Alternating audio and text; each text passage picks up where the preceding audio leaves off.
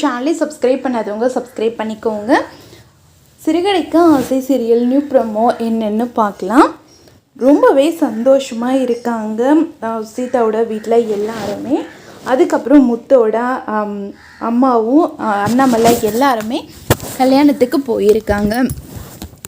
அப்போ வந்துட்டு முத்தோட அம்மா சொல்கிறாங்க, இவங்கெல்லாம் ரொம்ப ஓவராக தான் பண்ணிகிட்டு இருக்காங்க, இவங்க பண்ணுறதெல்லாம் எனக்கு சுத்தமாகவே பிடிக்கல அப்படின்னு சொல்கிறாங்க.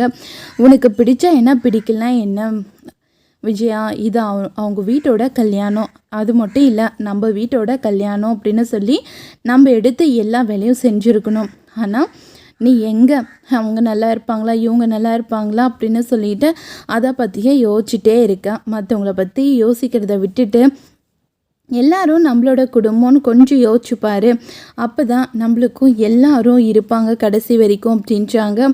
ஆமாம், இந்த பூக்கொற்ற குடும்பம் இல்லைன்னா எனக்கு எதுவுமே நல்லதே நடக்காதா?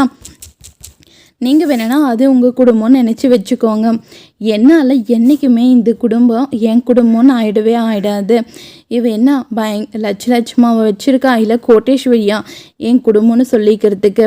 நான் என்னைக்குமே என் குடும்பத்தில் இவ ஒருத்தின்னு நான் நினைக்கவே போகிறதில்ல. அப்படி இருக்கும் போது இவ்வளோலாம் ஒரு ஆளுன்னு என்கிட்ட சொல்கிறீங்க அப்படின்றாங்க. ஆமாம், உன்கிட்ட சொன்னது ரொம்ப தப்பு தான். என்னை விட்டுடு, பொண்ணு மாப்பிளையும் சந்தோஷமாக இருக்கணும், தேவையில்லாமல் ஏதாச்சும் பிரச்சனை பண்ணிட்டு போகிற அப்படின்னு சொல்லிட்டு அண்ணாமலை சொல்கிறாங்க. ஆமாம், எப்போ பாரு உங்களுக்கு என்கிட்ட ஏதாச்சும் ஒரு பிரச்சனை பண்ணிக்கிட்டே இருக்கணும்னு தானே சுற்றிட்டு இருக்கீங்க. நான் எதுக்காக இந்த குடும்பத்தோட கல்யாணத்தை நிறுத்த போகிறேன்? இதெல்லாம் ஒரு குடும்பமா அப்படின்னு சொல்லிட்டு நக்கலாக பேசி கிண்டல் பண்ணிக்கிட்டே இருக்காங்க விஜயா. ரொம்பவே கோவப்படுறாங்க நம்ம அண்ணாமலை. இதோட இந்த ப்ரோமோ முடியுது.